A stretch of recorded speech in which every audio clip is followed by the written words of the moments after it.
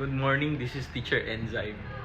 Ako ay nag-check ng compliance ng mga teachers sa lesson plan.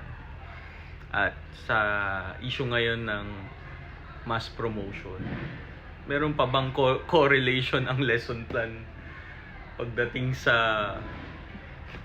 pag-usad ng quality ng education sa Department of Education?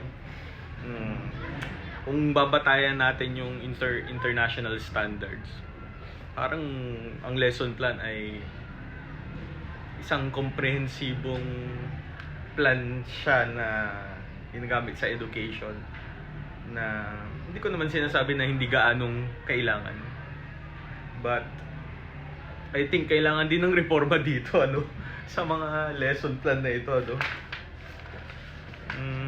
Ano sa tingin ninyo? Kayo makakasagot niyan, dear teachers. At kayo na students, ano ba talaga ang kailangan natin dito sa issue na ito?